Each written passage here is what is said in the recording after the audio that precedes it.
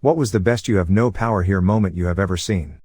I taught my 6th grade students about democratic processes, and we ran a simulation. Without fail, every one of my classes tried to impeach me. Well, I feel a lot less original now, Lamau. I'm a college student and last year we had a class about Congress in which part of the class was simulation based. I got the idea to impeach our professor and it soon became a bipartisan effort. Professor was pretty cool about it. When we submitted the articles, one of which included accusing him of murdering Jeffrey Epstein, he jokingly banged his fists on the table and called us all traitors. After the impeachment vote passed, the speaker told him the Senate will decide your fate and he was in the loop enough to know that the acceptable response was I am the Senate. Edit. We did end up successfully removing him from office. Before these shenanigans started, I asked him casually who the VP was, in case the Senate ends up in a tie vote.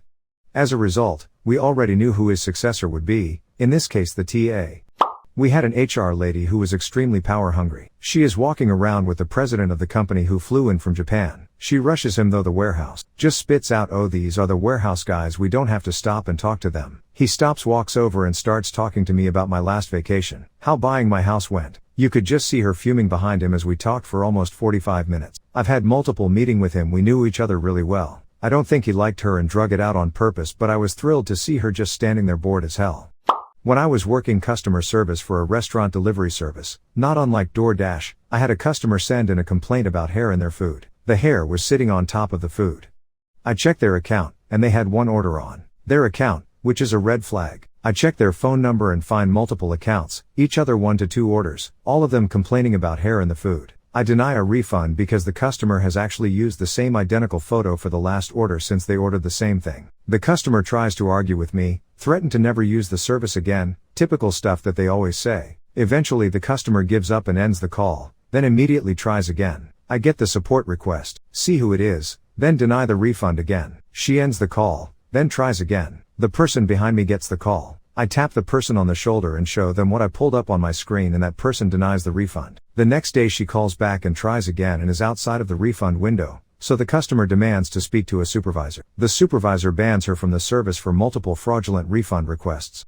I worked for 8 years servicing communications equipment on site, 5 of those years were as the department manager. When oil was found in our area, we got so busy we could barely even think. Most of my team were pulling 12-plus-hour days 6 days a week and we were struggling to hire people quick enough. One day, the CEO texted and said he hired an assistant manager for me, which was something I desperately needed. I was dirty as hell from my previous job and swung by the store to pick him up and take him to one of our sites where he would be doing paperwork. The moment he got in the truck, he immediately started talking shit. He started telling me about how everything we were doing is fricked up and the department manager my name was a total moron and he would have my job within a few months. I just sat and mostly listened. He obviously didn't know shit about my industry and every time he would say something wrong, I would try to politely correct him and he'd either backtrack or insist that I was trained wrong. When we got to the site out in the middle of the West Texas desert, he complained about the layer of dust on everything and ordered me to clean up the entire site. When I sat down at my desk, the guy continued to bitch my ear off about everything that was wrong and chastised me for sitting down at my desk when he told me to clean up the site. So I called for a taxi, filled out a notice of termination, and handed it to him. He looked absolutely shocked. Then he defiantly protested that only CEO could fire him. I said, "In my name, right?" He sheepishly nodded. So I stuck my hand out for a handshake and introduced myself. I can teach anyone how to service equipment, but I don't have a clue how to teach someone to not be an asshole. A coworker friend of mine was flying back from a sales conference in Vegas and he was able to upgrade to a first-class seat. We had this bitch sales VP that was on the same flight. She was the snobby, entitled type with a full-time nanny and giant McMansion in the suburbs, and she generally treated people who worked for her like servants. She sees him in a first-class seat as she is making her way to coach and asks him how he got that seat. He used points to upgrade. As people are getting settled in, she makes her way back up to the first-class cabin and asks to speak with the lead flight attendant. She tells him that one of her underlings is sitting in first class, and that she needs to switch with him since she's higher on the corporate ladder. The guy can't believe what he's hearing, but she won't take no for an answer. Finally he tells her she has to go back to her seat, or she will be escorted from the plane. She made a complete ass of herself in front of the whole first-class cabin. I had a rough childhood with a drug addict father. My mom struggled to make ends meet and my first job was paying for the mortgage. After several months of working, again at my first job, I finally had some money to spend.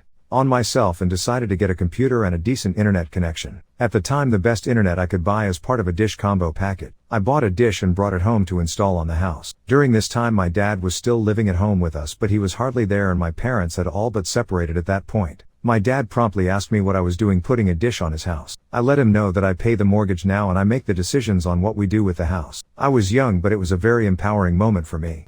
One of my new employees came from a competitor who is, shall we say, not as put together as we are. Her former boss had actually called me to yell at me about poaching his consultant, which, in and of itself, is weird enough. However, a few weeks after she started, the dude rolled up to our office. He had apparently been calling her to get her to finish an analysis for him and she just ghosted him. I went to the lobby to see what the frick he was doing here. He started in on me again and then she happened to walk by. I didn't fully understand the conversation, but at one point he literally demanded she do this analysis. She just said, "Or what?" and waited a few beats before turning on her heels and walking away. I did the ol' hand on his back, point to the door, universal symbol for leave, or a large security man will make you leave. Never heard from him again.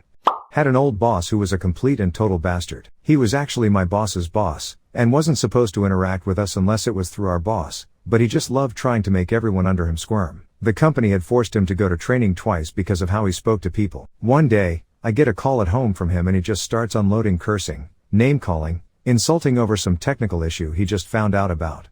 After a couple of minutes, I just looked at my phone and hung up on him. The next day, I get called into a meeting with his boss, who basically wants to know who the frick I think I'm hanging up on this guy. I calmly explain that no one gets to yell at me on my time, in my home, on my phone. You have to wait for me to be on the clock to pay me for that privilege, and I'll gladly take that money if I'm busy being yelled at. I'm not busy with anything else. Seemed to work. When an unhappy client threatens to go hire a better lawyer, they don't seem to get that this isn't a threat when they aren't paying me. In my professional experience, it is exceedingly rare to be fired by a client you don't want to fire you. In my first apartment, my parents came to visit, and I said frick when I hit my head on the open door of the freezer while standing up from grabbing something from the fridge. My mother said, "You can't talk like that in my ho," and stopped mid-sentence. I was working as a consultant for a company. There was a bit of a competition between me and this guy. Company starts to have some financial issues, so I leave and start working for a client of theirs. Shortly after joining, they bring in this guy I was competing with at my old job. He was technically my equal, except now I was employed by the client and he was just a consultant. He was trying to one-up me during meetings and my boss told him that decisions are made by the company, not the consultant. It felt good. I worked at a Walmart as a cashier, and the assistant manager there was a PP. He would insult everybody working there and forced us sometimes to do work above our pay grade. 6 months later, me and him got transferred to another Walmart that was just built and they needed to pick a manager and assistant manager. Some random got manager, but I got assistant manager. I guess all the complaints on the assistant manager basically gave him a demotion. So one day he was ordering the other cashiers around, then I pulled him to the side and told him that if he kept pulling the same shit around he would be out of here. I haven't heard anything from him since. I worked at a movie theater and some customers were adamant that a staff member had stolen their wallet after they dropped it. Turns out that these people just couldn't see and found the wallet once they actually looked for it. They got irate with literally everyone, from the mall security to the managers to the staff. Mall security finally said, "Get the frick out," and the customers went, "You can't say that. This isn't your theater, we're customers." Mall security guy promptly said, "This is my mall, and I can do whatever the frick I want." New CEO came to our department on the first day of his work. He didn't have a pass card yet and a lower level employee told him that he can't enter without pass card. CEO got upset and ordered a worker to let him in, but the worker insisted, "Show me the pass card, or you're not entering." Few days later this worker got a bonus. Sometime in the late 80s I worked at a Walmart warehouse. There was a strict rule: if you didn't have your security badge you could not get in the front door. One day just behind me an older fellow gets stopped by LP for no badge. One of my friends pokes me and points out that the LP guy just refused to let Sam Walton in the door. We all stopped to watch what we assumed was going to be a shit show. To his credit, Mr. Walton stops and goes back to his vehicle and gets his badge, and he thanked the LP guy for following the rules.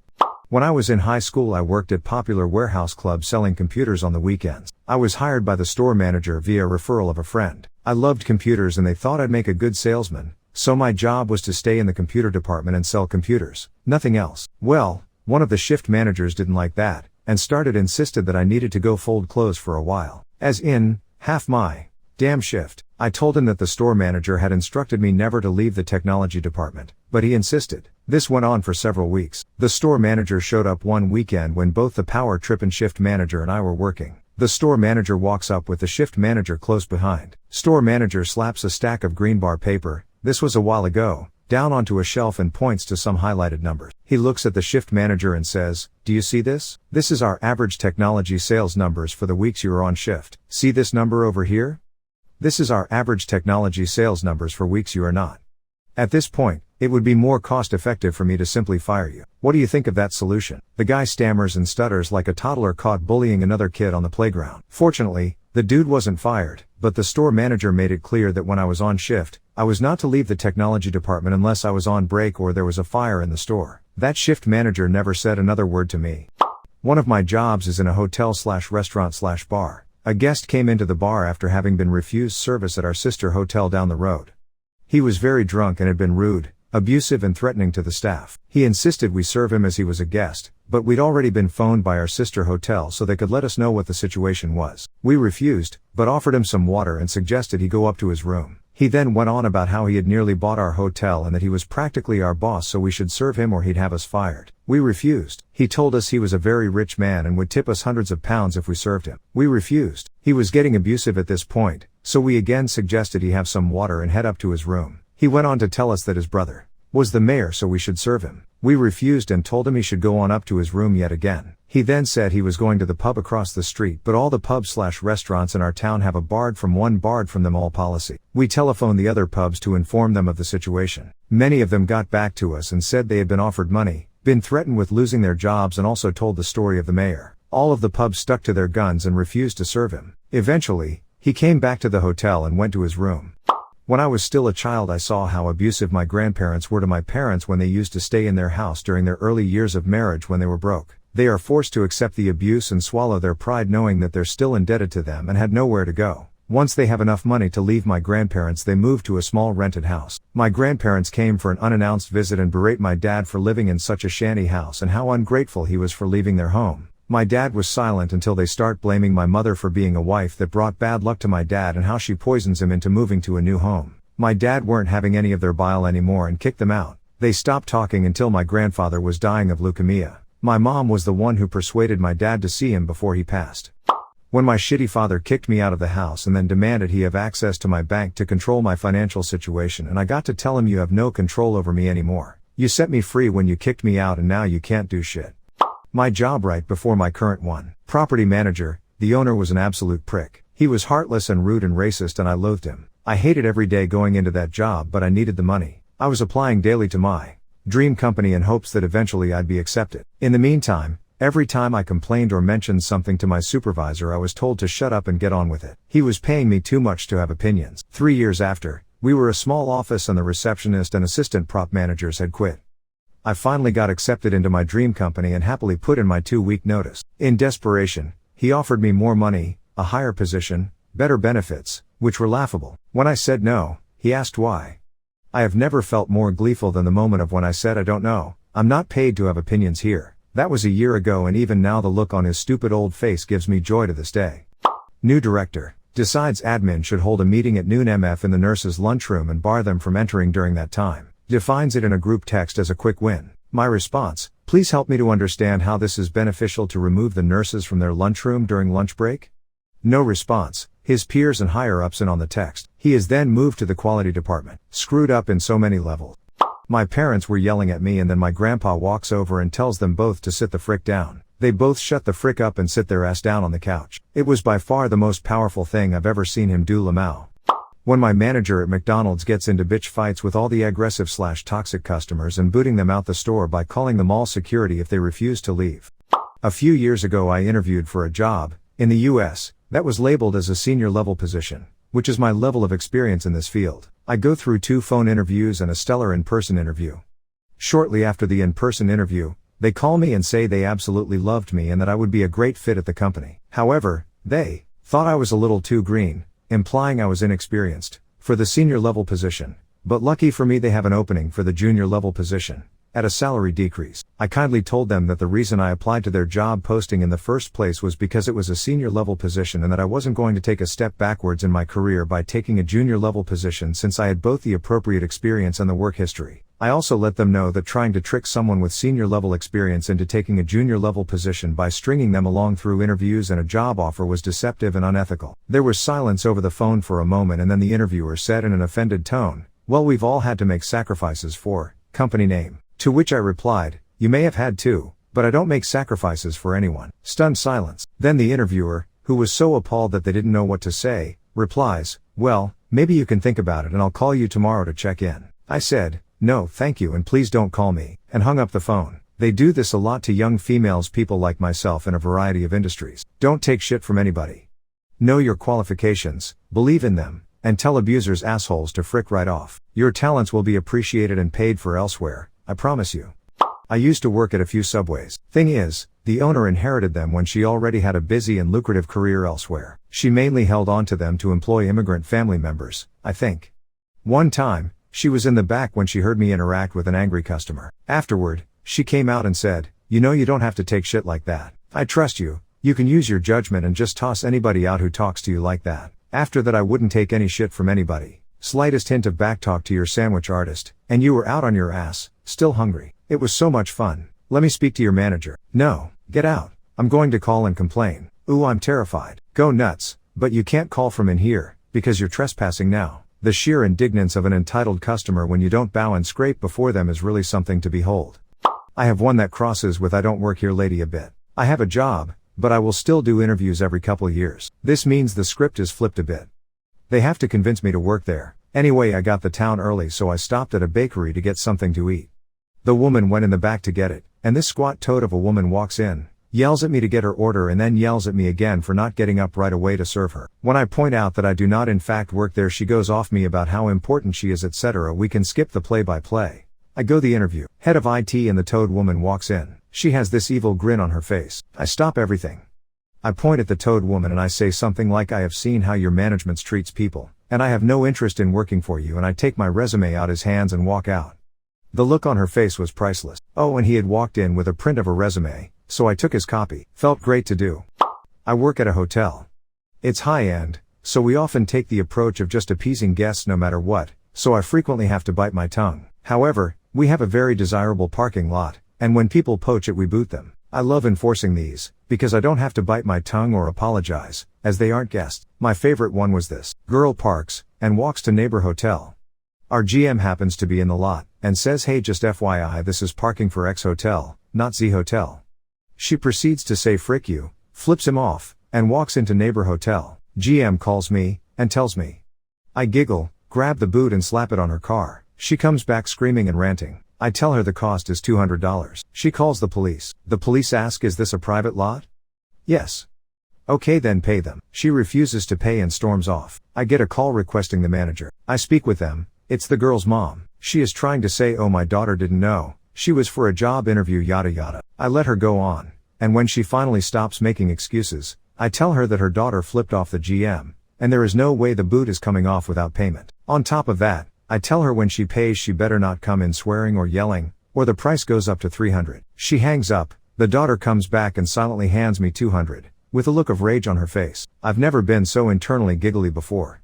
15 years ago, I worked for a company in Germany that was bought by a large US company. One of the first actions was a mandatory HR meeting. They used their US PowerPoint deck and guided us through the rules and regulations, although directed by our local HR team to not do that. Here are some of the highlights. We are not allowed to accept tickets for the Super Bowl. Utterly confusion. -90% of the people had never heard of the Super Bowl. A discussion about why we would want to watch that anyways started. We are not allowed to have relationship with anybody from a supplier or within the company. Uproar in the room. This is against the German constitution. What you do in your free time is none of their business. The discussion gets heated. Everybody is discussing. The Americans on the line are very confused why. The head of QA finally gets up and shouts, if I love that woman, nobody will prevent me from dating her. People sign the sheet that they participated and read and understood the presentation with reservations. People start discussing where to sign up for legal expenses insurance. HR refrained from that day from having mandatory global HR meetings. Management tried a couple of other stuff. At will employment,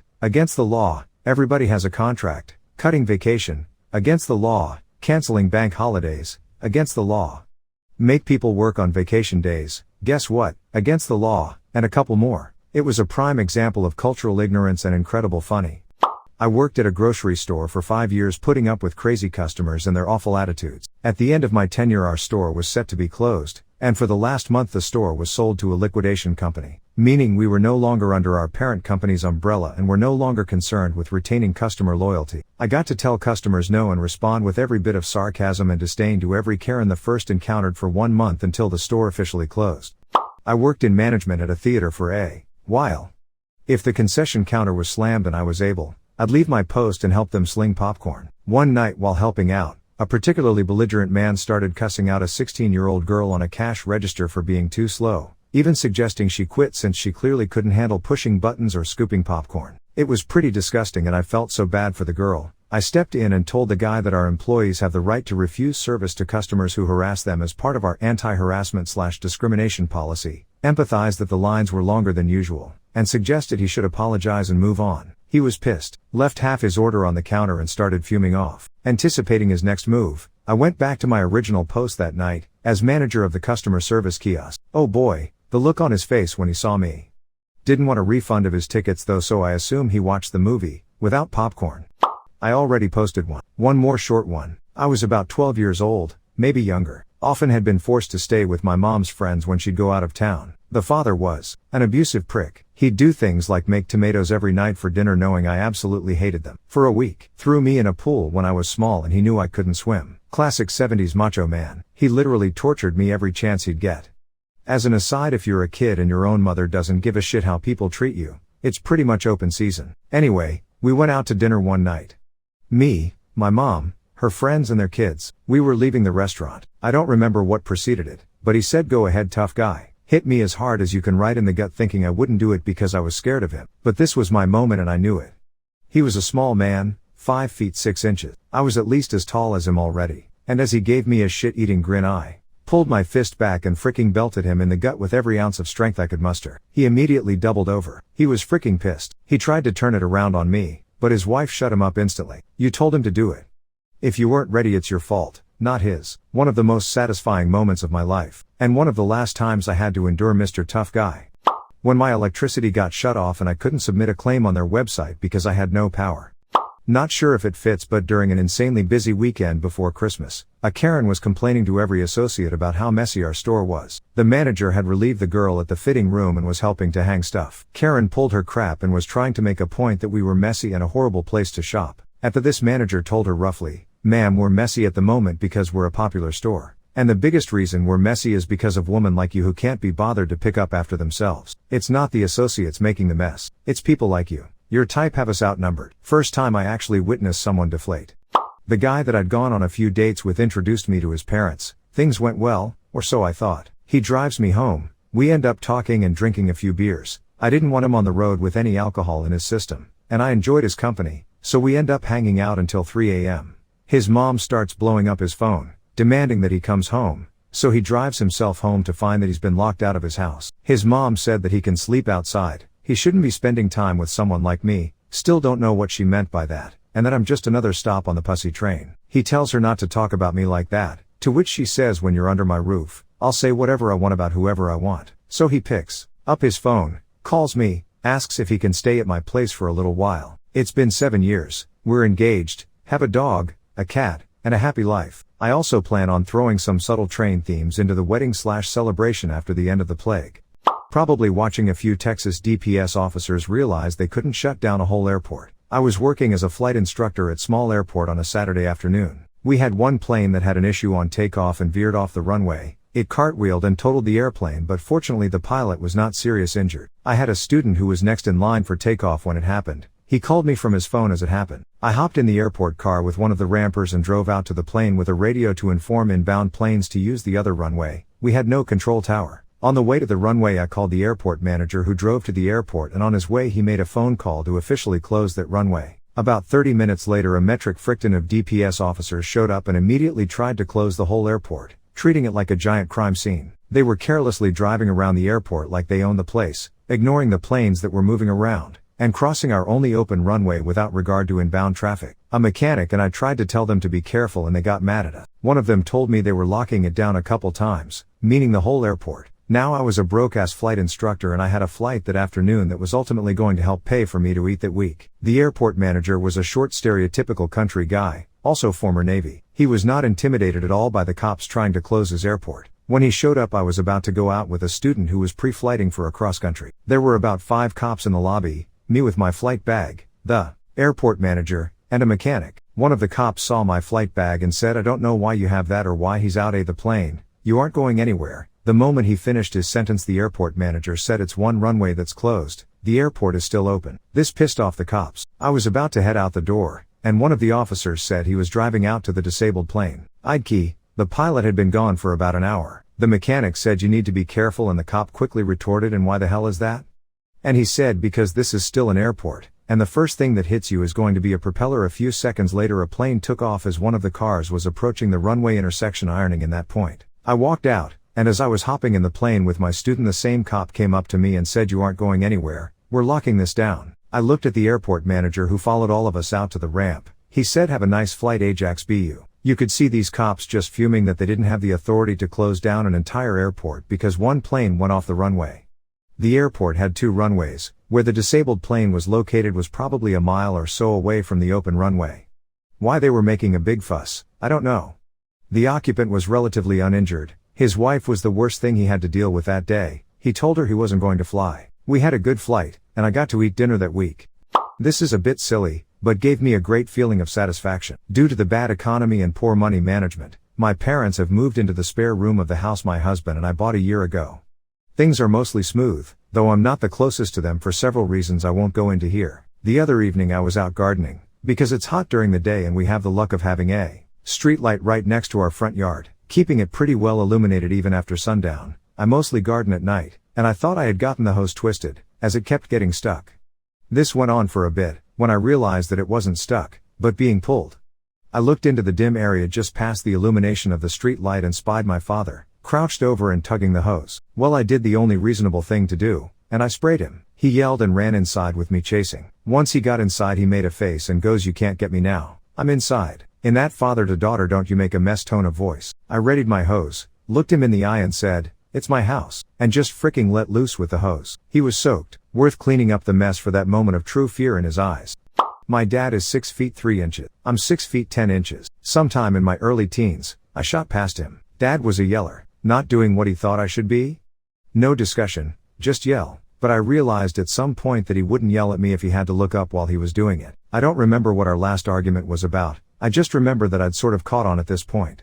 So I'm in my room in front of the computer. Dad comes in and starts yelling at me. I eventually stand up and start yelling back. Dad makes an excuse to leave. Dad comes back about a half hour later and starts yelling again. But at this point, it's all I can do to not just laugh. I know that the instant I stand up, the argument will end. It actually wound up being really good for our relationship, because Dad realized that he actually had to make valid points, rather than just going into former drill sergeant mode.